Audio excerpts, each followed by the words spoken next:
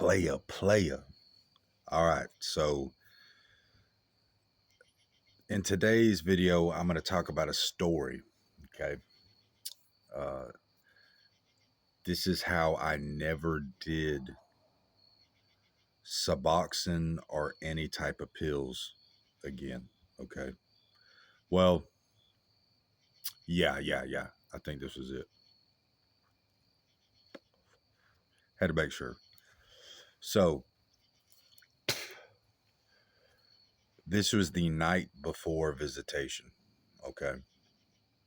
Now, my parents and a couple close friends of mine made it to almost every visitation, especially my parents and my brothers and sisters. So kudos to y'all, man. That meant a lot. But the night before, this is like every day is rough. Every day is rough in prison. But in my experience, you go through certain ruts that are extra hard. Okay, it's like you were in the worst place you could possibly imagine. You're missing everybody. Uh, just I don't know, man. It's just like a really dark place.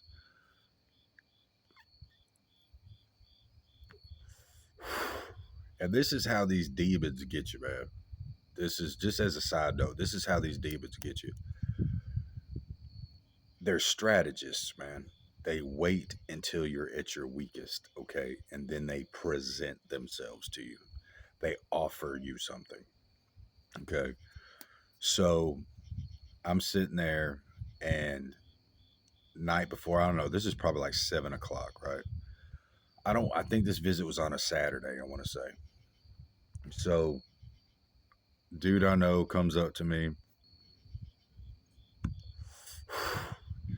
Don't charge me anything. Ed gives me a piece of a Suboxone. Okay. A Suboxone, whatever. Y'all watching, y'all might know what a Suboxone is. For those of you who don't, it's supposed to be a pill that helps you get off of opioids. Okay. Like back in the day, Loracets, Percocets, stuff like that. It's supposed to get you off of that. Oxycontin. But it gives you a super strong high too, right? It kind of mimics the high. So I take it. It's like a little piece of one, man. I mean, not a lot at all. And I take it, and I feel all right for about 2 hours, man. And I start throwing up, son. I mean, just like, man, I sound like a T-Rex, dude. Just throwing up, cold sweats, sweating, dude, drinking water, doing everything I can. I'm like, dude, surely this can't go on for hours. You know what I mean? Take like 3 showers, throw up in the shower twice. And I'm just like, dude, you retard. How? Like, why, dude? Why did you do this? Like, you idiot. So after about several hours, I mean, I'm probably puking off and on till about 11 o'clock. Okay. So I lay on my rack. I got the narcotic nod going on, just like, but I can't go to sleep. Like I'm kind of geeked up in a way, so I can't go to sleep. And I wake up in the morning at 5 o'clock, and I'm like throwing up some more. I get to the shower. I'm getting ready. I'm going to go to visitation. Excuse me. And I throw up some more. Just. And I'm thinking to myself, like, dude, if I go on this visitation yard, I'm going to get bammed up. I'm going to get busted. They're going to drug test me, or, they're going to do something. I'm going to get hemmed up, man. puke in front of my family and parents. And I'm not saying because I'm doing this behind closed doors I'm any better, but I definitely don't want to get busted or banned off the visitation yard, you know? So they keep calling my name for visitation. Like I'm laying back down. I can hardly move, man. This little bit of this this chip of demon rock I just took, you know. This chip of demon rock has got me destroyed. So they keep calling my name, dude, and I get like some crappy, you know, you're supposed to have visitation whites, you know, where I'm from. And it's this, all your other pairs are all stained up and sent to the regular laundry. They won't let you on the yard, uh, you know, with your regular prison outfit. You know, you got to be pretty presentable. You're representing the state at this moment, you know. Well, I just put on some regular, dude. I'm so destroyed right now, man. Dude, white as it goes. I'm already pretty white, but I'm just like pale, pale. Put on my visitation whites, and I go up to the gate, and you got to check in through the gate before you can go to like the actual yard, right? I get to the gate, and this guard, this we call him the gate Nazi. You know what I mean? This dude was real, bro. Like you wasn't fit to get through this gate, like looking crazy. So he's like, he sees me, and I'm, dude. You got to understand, man. I'm trying not to really make eye contact, and him no, because they're gonna bam you up, especially with visitation. And he's like, he looks at me once, and is just like, man, what the flip? Man, you look like Raggedy Ann. And I'm like, oh, my bad, dude. Like, he's like, man, go change them things real quick, blah, blah, blah, blah. So I go back to the dorm sick, bro. And it's a walk, too. It's a walk. Like, the yard's long, man. It's probably, I don't know, it feels like quarter mile to the gate. So I got to walk back and get my unwashed, and they might have been washed. They might have been washed. I just grabbed the wrong ones or something. Hold on, I got to drink some taster's choice real quick. You know, dude, no conversations even possible without taster's choice. Mm. So I go back to the dorm, throw on my visitation whites, come back out there. He passes me. He's pissed, bro. I go out to the yard. Everybody's there to see me. They're like, yeah, oh, yeah, what, Alex? All these hugs. The whole time I'm trying not to puke on my family, bro. Like, dude, this is, look, it's kind of hard to tell this story, man, because it's just like I hated myself for this, literally. Moving forward, though. So we end up sitting at the table. I'm acting all skittish, you know, they know something's up. And I was a real piece of trash, man, because I've been telling these people like how good I was doing. And for the most part, I was. And lo and behold, I do this crap right before visitation. And I wasn't doing this throughout my duration. It was like here and there.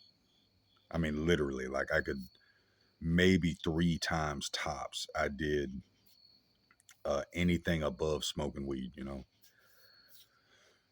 But for some, hey, that's how you know it's demonic, man. They do it at the perfect time. And I accepted it. So we sit down and they're all like, what's wrong? What's wrong? And, you know, the police be watching you. You know, they're scanning the tables, kind of seeing what you're talking about.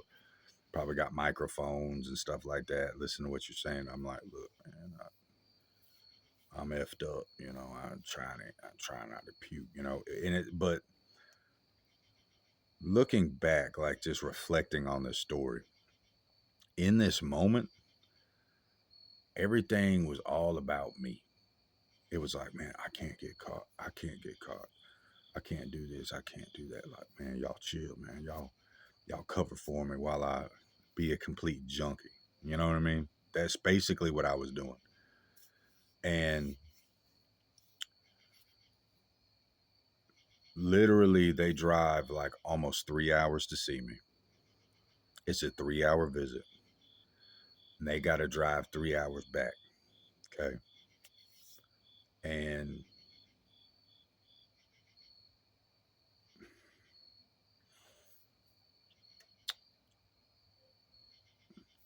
give me a little bit. Pretty rough, man. And the whole 3 hours, dude, I didn't say a word. Like they literally started talking amongst themselves. And the whole time, like, dude, this stuff is hitting my soul and conscience harder. And I'm sick on top of it, but it's hitting me harder than I've ever felt this before, man. Like the shame level was out the roof. Okay. It was just like, dude, man, I could have put a pistol to my head and ended my life if I would have had one, like at the, back at my cell. That's how disappointed I was in myself and just, you know, hated letting everyone else down like that. And the crazy part is I never really felt like that before. This isn't the first time I've went around my family like junkified, you know what I mean? But this time was different. It just hit different. And we left, and I saw the disappointment in everyone's eyes. I saw the concern in everybody's eyes, and you know, looking in retrospect,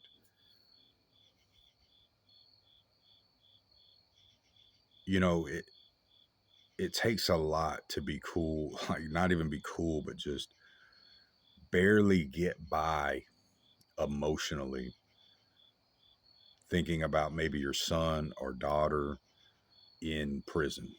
Okay, you see that stuff and you're like, dude, you don't know what they're doing, man. Are you strung out in there? Are you getting pimped out? Have you been a drug addict the whole time? Have you been lying to me the whole time? And then the anxiety and the worry just goes out the roof for these people, looking back on it, right? So I get back to my dorm, dude, and I'm feeling just, I ain't gonna lie, man, like I want to end my life. I hate myself, man. I just, like looking at all my brothers and sisters, man, looking at my, like, wow, dude, you know, big brother Alec leading the way, man, staying strong. Yep, that's him. And dude, I don't know. There's just all kinds of stuff popping up in my head, but it all related to like shame and disappointment and seeing their faces. And I got to my rack and I laid there for a little bit. I'm still high, man. I'm still high, but it ain't helping. You know what I mean? I'm laying on my rack and I'm just thinking, I'm just dwelling on this, dude, just reflecting, just like thinking of every moment, every millisecond of disappointment. And then I go down to the phone, make a phone call, dude. I don't know who I talked to. I don't know if it was my dad or my mom, but I called and was like, look, I apologize for all that. And somewhere on the lines of like, I will never do that again for the rest of my life. Now, what they didn't know is what I meant by that was like, look, Alec, like, I'm going to kill myself if I ever be this low again. Okay. If I ever become this low again, I'm ending my life because I never, ever want to see that again. I never want to see that disappointment in the people who care about me. And I didn't want to see it within myself. This time was different, man. I cannot explain it to you. It was just like the worst, most tragic horrible feeling, man. You know, maybe that sounds crazy to you, but to me, excuse me, it was a life changing event. Until this day, man, I don't take any medication. Like even if I go to the dentist or something, man, and they prescribe me something small, man, for like a root canal or something, dude, I flush them things down the toilet. I don't sell them. I don't touch them. I want nothing to do with it, bro. I've got more stories related to this, but this was a big one when I saw everybody's disappointment. So look, any of y'all struggling with this, man? Uh, I'm not struggling anymore. All I know is, man, it hurts a lot of people. It hurts. It hurts your family. It hurts. It hurts yourself, man. Really, like you might be trying to avoid it in your mind, but dude, it really takes a toll on your soul, man. So if any of y'all in recovery, man, or any of y'all are trying to stop, dude, like, I send my prayers to you, man, because I never ever want to relive that again. So that was my story on uh, never doing Suboxone again. Till next time.